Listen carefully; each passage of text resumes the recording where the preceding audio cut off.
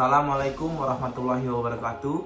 Perkenalkan, nama saya Muhammad Rian Hidayat, NPM 062040212071. Baiklah, kali ini kami akan menjelaskan siklus hidup produk yaitu Pepsodent. Sebelumnya, saya akan menjelaskan siklus hidup produk, yaitu suatu grafik yang menggambarkan riwayat produk sejak diperkenalkan ke pasar sampai dengan ditarik dari pasar.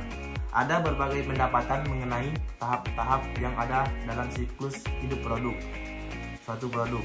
Ada yang menggolongkannya menjadi introduction, growth, maturity, decline, dan termination.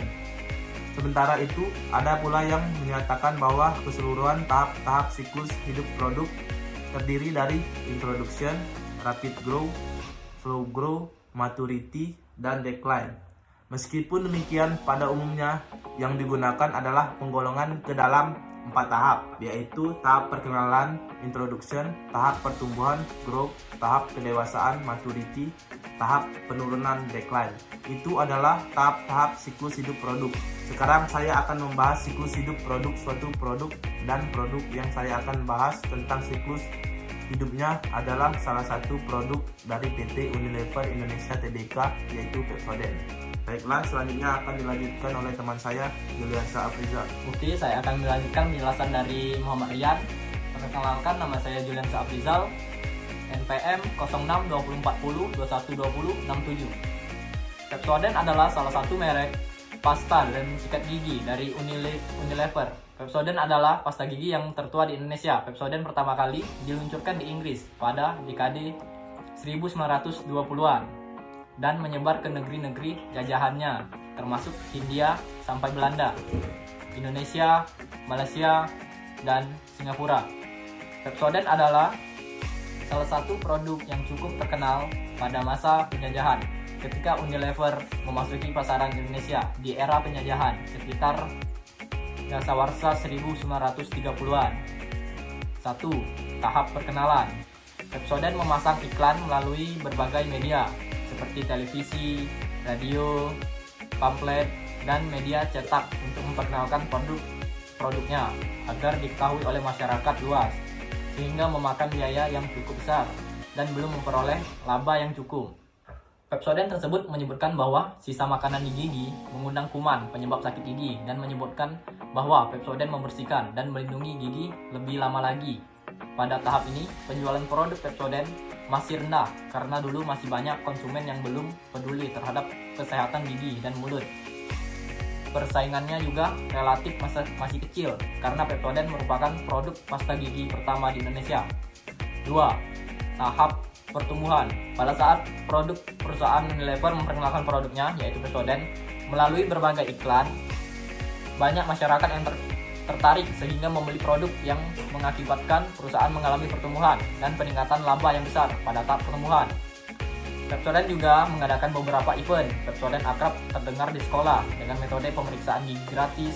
Di antara tema besar yang digunakan Pepsodent dalam strategi adalah edukasi, bekerja sama dengan Departemen Pendidikan dan Kesehatan Pemerintah Indonesia dan diakui oleh Persatuan Dokter Gigi Indonesia, PDGI.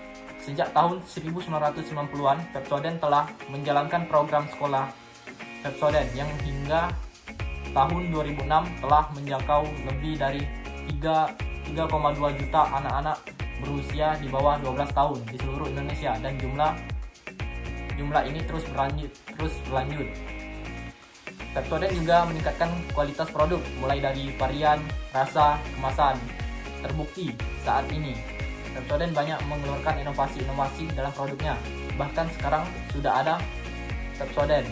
Beberapa produk dari Pepsodent seperti Pepsodent White pencegah gigi berlubang, Pepsodent Press Cool-Mint, Pepsodent Whitening dan Pepsodent Herbal, Pepsodent Complete dan Gum Care, Pepsodent Gigi Susu Strawberry dan Orange, Pepsodent Complete 8 dan Pepsodent Center Fresh, Pepsodent Action 123 dan Pepsodent White Now, Pepsodent Sensitive Expert dan Pepsodent Expert Protection, dan terakhir Pepsodent Toothbrush seperti Smart Clean, Family, Factor Easy, Easy Clean, Extra, Double Care, version Whitening. Baiklah, penjelasan selanjutnya akan dijelaskan oleh Willy.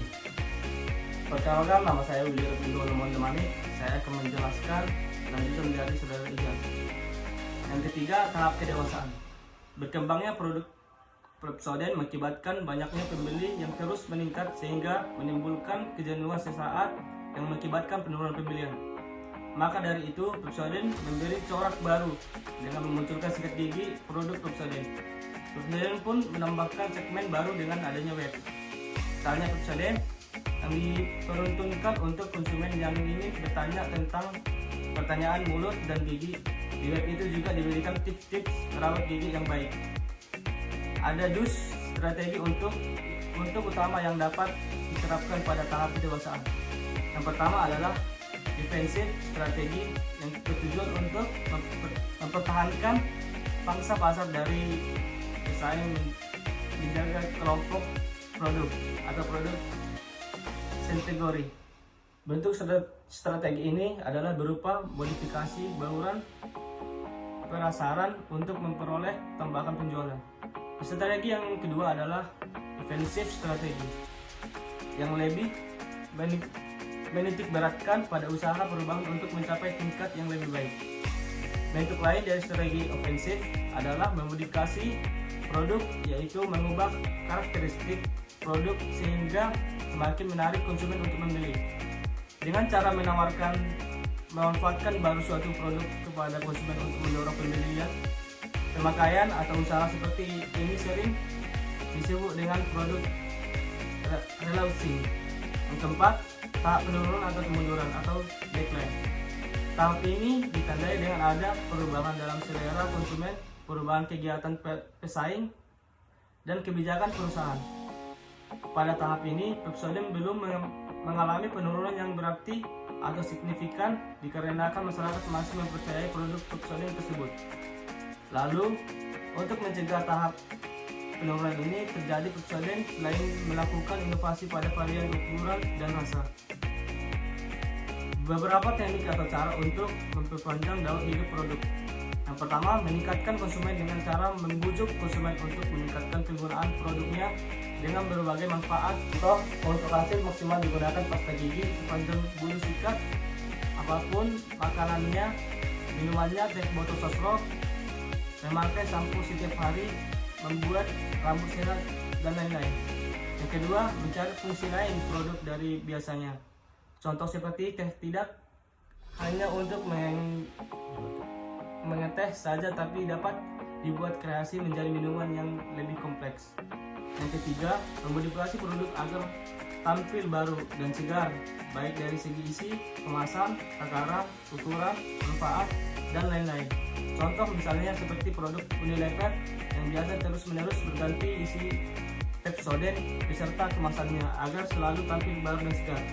Yang keempat, mencari target konsumen baru. Jika pasar yang sudah ada sudah tidak dapat diandalkan untuk meningkatkan penjualan, maka dapat ditempuh dengan cara membidik segmen pasar baru untuk dibujuk untuk menjadi pelanggan. Contoh, rokok sempurna hijau yang tadinya membidik golongan menengah ke bawah, kini mulai membidik golongan menengah ke atas untuk memperluas segmen pasar. Yang kemudian, grafik pada pendapatan Pepsodent dengan merek-merek lainnya. Kesimpulan dari Pepsodent ini ialah bahwa siklus hidup produk memang menjadi kunci di mana produsen dapat mengambil langkah selanjutnya.